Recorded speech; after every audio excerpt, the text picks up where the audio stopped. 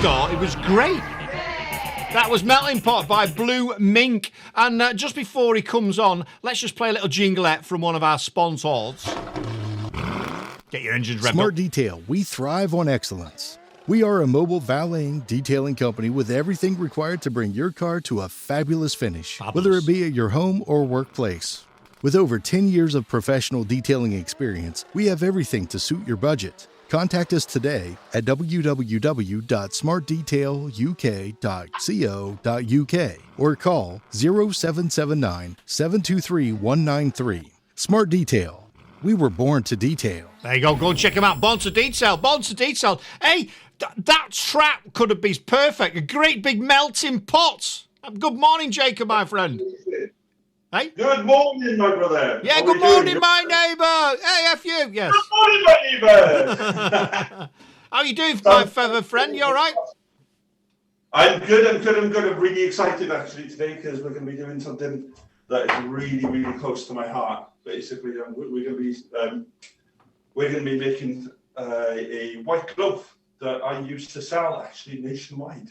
Nationwide. Now, for everyone's benefit out there in radio land, it's good for radio this because you're gonna have to imagine it. But however, because we do what we do, we're recording the VT for this, people, so you'll be able to watch it, take notes, and come back and check it out. So this is the chef's lot, and he's going to talk about bread. Oh, good morning, Stuart Howard. He's decided to get his ass out of bed. Anyway, there you go. Why has he got a donkey in the bed? Oh, man, Jace, get your coat. Taxi for one, please. Yeah, definitely, mate. Someone give him a dig on the way out as well. Anyway, let's get on. Enough of this fun and florix. Let's get on with the show. Come on, let's have it. All right. So what we're doing, guys, basically is we're making a standard baker's loaf, then, which is it's a white loaf we tend to use strong white flour. The reason why it's called strong white flour is because it's got more gluten in it than like a plain white flour. So what you're going to need is you're going to need 500 grams of strong white flour. You're going to need 7 grams of yeast.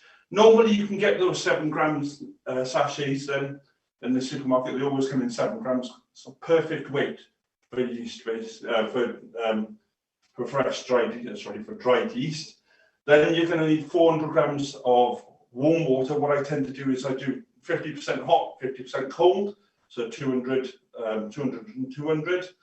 Then we're going to need about 10 grams of salt, and you can have a little drop of olive oil then to line the tin. Then I've got a nice thick, nice heavy base one from Stella, made by Stella.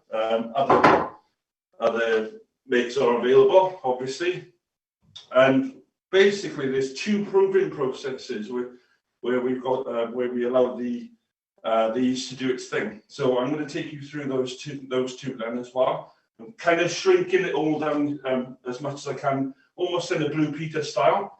So the first things first, what I'm going to do, right, is I'm going to get my 500 grams of flour already pre-weighed for you. Pop it in the bowl there. There we go. And we're going to make a well in this.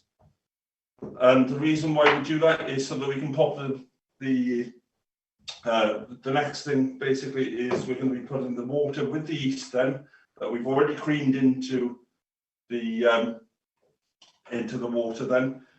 Now you can also, some people might not use yeast all the time.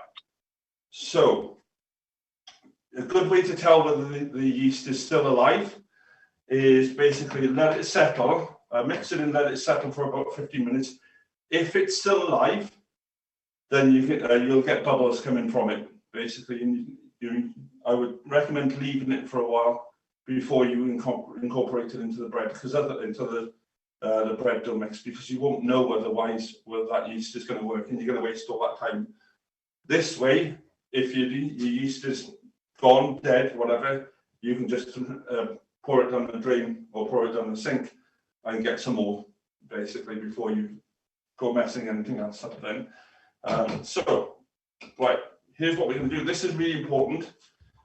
We pop this water in very, very gradually, okay?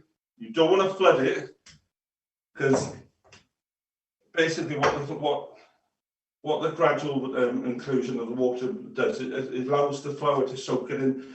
You know, like when you've had a heavy rain and the soil. Yeah, tell us about that. Jesus, go on. Yeah, so if you have a light gentle rain, the soil will soak it all up. Oh yeah.